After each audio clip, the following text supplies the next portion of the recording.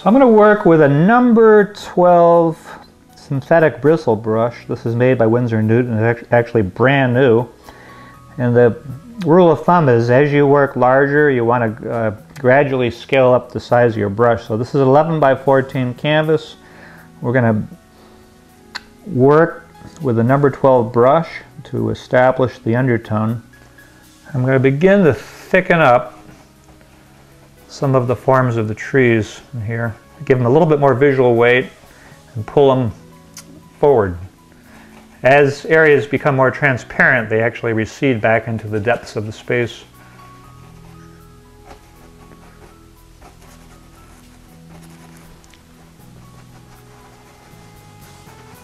So in here there'll be a field, and then it's like sculpting. You can take areas, if you get a little bit big, you can wipe away and change the configuration. Now we're going to develop these mountains way off in the distance, and in a second you're going to see me mix up a neutral, very neutral, middle value gray. So we have our background with the sky, our foreground, and what we've done so far is really isolated this middle ground. Let's just keep developing some of these tree formations. I can come across and sort of scumble that.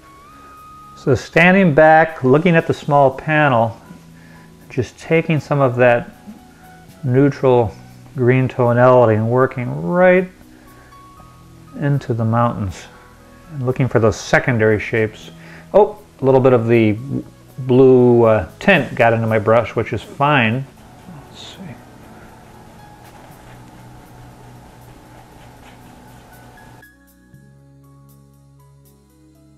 Now we're going to take some of the blue tonalities that we see here in the water and move them down into the foreground to look for ways to vary the grass that moves back into space. And then some of the blue tonalities from the water will also be moved up into the sky in a few places. So at this point we've gone from general to specific. We've set up the foreground, middle ground, background, have all those major spots of value and color, sort of like a big porridge. Now we've got to add specificity to areas.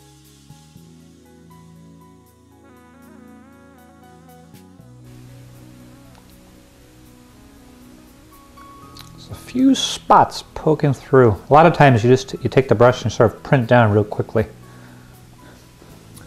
And we have that coming down here. And as I press down with these little marks, I'm actually carving the contour of the tree. And later on we can always come back on top, reestablish these trees, because there'll be some violet and blue marks within here too. Sit down and take a small amount of yellow for that opening.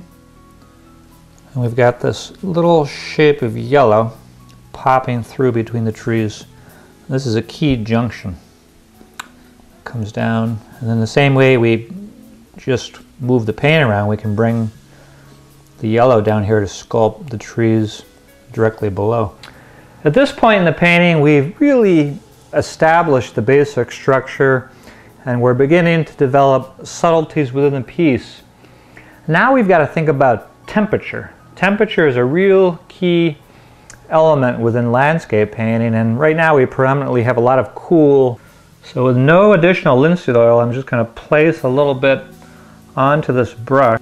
And I can take this brush and just sort of drag it down. Beautiful, that works wonderfully.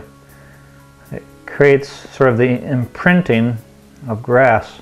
You can take it and turn it sideways too. And as we do this, we can naturally soften these edges back here. Sort of pull a little bit of the gray from the mountain down into the water. And then use the brush to sort of bring the violet right on top of the tree to sort of vary the edge of the tree.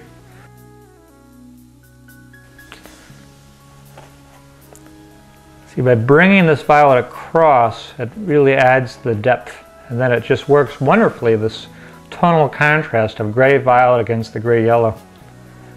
And then we can take it and bring it, shape some of these hills in the distance. Just drag this on top and allow some of what's underneath to poke through. And that's the trick, allowing what's underneath to poke through.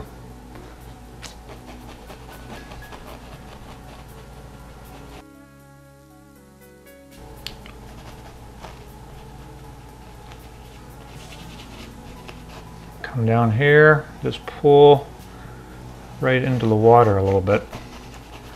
So just this is like a scumbled glaze. It sort of lowers the value, pushes the mountain back, and then there's still some areas of violet coming through. Then what I'm going to do is go back to my the brush I was using for the sky and do like an overpaint so that edge becomes a little bit softer. There we go. I don't want that to be too linear right there. So it's that back and forth movement, painting a little bit of the sky and then a little bit of the mountain to get the perfect edge. And then go back. See how some of these little bristle marks came on top?